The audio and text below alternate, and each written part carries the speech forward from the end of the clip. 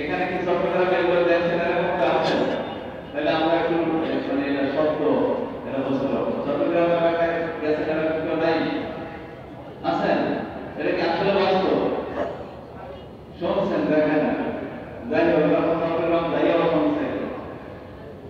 আমাদের ছাত্র আছে ওই যে ওই এখন মাথা গেছে, কি বলেন বাস্তব? এই আমাদের সাক্ষী হয়ে গেছে বাস্তব রাখবে এখন আমাদের ছাত্র আছে চট্টগ্রামে, তারা আছে ভোটিং স্কুলের ছাত্র আছে চট্টগ্রাম থেকে দায়িত্ব একদিন লাগে এরকম ছাত্র এখানে আছে। তো যাই হোক দিনে দিন আল্লাহ রাসূল প্রকাশ্যে হাদিসে বলেছেন যে দিনটা চলে গেল আর যে দিনটা আসতেছে, যে দিনটা চলে গেল তার থেকে যে দিনটা আসতেছে এই দিনটা হলো খারাপ। অতএব দিনে দিনে মানুষ কোথায় অধঃপতনের দিকে খারাপ দিকে যেতেছে। এই জন্য এখন সমাজের জন্য মসজিদে ডেকে নিয়ে আসতে হবে। এই জন্য এখন মাদ্রাসা বর্তমানে করে সেখানে আমি সব প্রাইভেট করতে হয় তেলাওয়াত করার জন্য টাকা দিয়ে তেলাওয়াত করেন না, টাকা দিয়ে তেলাওয়াত করার নাম হলো কবির মুসলিম, ঠিক না? এখন দেখা যায় যে এই আমার সাথে আপনার থেকে পড়াইলে আপনার জন্য জরুরি কাজ করলে সব খরচ গ্রহণ করেন, আপনি করতেছেন না, আমার সাথে বন্ধু পড়ে মরে। এই জন্য এখন কোথায় একটা অবস্থা নেই, এরকম হইলে তো সরাসরি বা কেউ শিখতে দেবে না, এখন মাথাটা ধরে দেবে। এখন টাকা নিয়েও কি করা যাবে, এলেন শিক্ষা আগে এটা না আছে ছিল।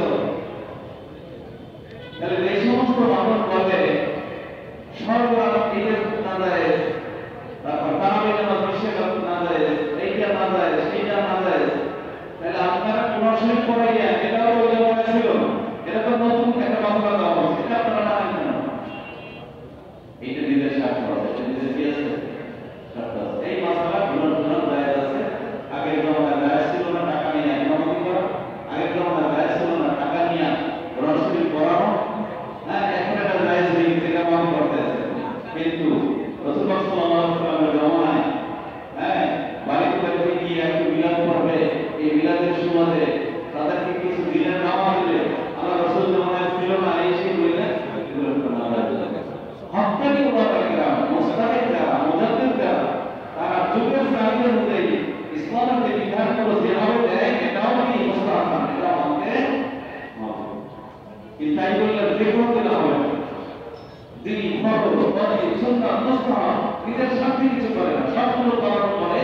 এবার সে দেখতেছে এইটা জিনিস না হইলে এই ফরজ আদায় হয় না, এইটা না হইলে এই সুন্নাতটা আদায় হয় না, এইটা না হইলে এই ওয়াজিবটা আদায় হয় না। এখন এই যেইটা না হইলে ফরজ আদায় হয় না সেটাও ফরজ, কথা বলেন, যেইটা না হইলে ফরজ আদায় হয় না সেটাও কি ফরজ, যেইটা না হইলে ওয়াজিব আদায় হয় না সেটাও ওয়াজিব। মাদ্রাসা নাম হইলে মেরুই দিন নাই, এবার মাদ্রাসা আপনার বুঝে গেছে ওই দিকে আল্লাহ রাসূলের জমানায় মাদ্রাসা ছিল, এই কথা বলেন না কেন, মাদ্রাসা ছিল ছিল না। ওই সাহাবাদের জমানায় মাদ্রাসা মসজিদের ভিতরে মাদ্রাসা তো আহলে ব্যবস্থা, আমার কাছে একটা কিতাব আছে মাদ্রাসা আহলে কুফা, এরকম কুফার মাদ্রাসায় কে কে ছাত্র ছিল, বসরার মাদ্রাসায় কে কে ছাত্র ছিল, কিন্তু সব ছিল মসজিদের ভিতরে তার দর্শ ছিল, এরকম মাদ্রাসা ছিল না, ঘন্টা পিটিত না, এভাবে কিছু ছিল। কিন্তু এখন এগুলা দিনে দিনে এই জন্য সবে বরাতের পরিবেশে ইবাদত করাটা এখন জরুরি হয়ে গেছে। কারণ এক লাখ ইবাদত করা এটা এখন মানুষ গাফেল হয়ে গেছে, মানুষ কি হয়ে গেছে গাফেল হয়ে গেছে। ওসমান রাদিয়াল্লাহু আনহু যখন দেখলেন যে মানুষ গাফেল হয়ে গেছে, এখন আর একটা আজানে মানুষ মসজিদে আসতেছে না, মানুষ এখন দূরে দূরে যায়, এই জন্য ওসমান রাদিয়াল্লাহু আনহুর জামানায় তিনি একটা আজান কি করলেন, এই ইমাম সাহেব বন্ধুদের দাঁড়াইছে সাথে সাথে মুয়াজ্জিন সব আজান দিলেন, এইটাই ছিল আল্লাহ রাসূলের জামানার আজান। এখন ওসমান রাদিয়াল্লাহু আনহু দেখলো যে লোকজন এখন কাগজ পাইতে যায় অনেক দূরে, বাধা বিপত্তি অনেক দূর হয়ে গেছে, এই জন্য ওসমান রাদিয়াল্লাহু আনহুর জামানায় তিনি আরেকটা আজান, এই প্রথম যে আজানটা এইটা তিনি নতুন চালু করলেন। সুবহানাল্লাহ।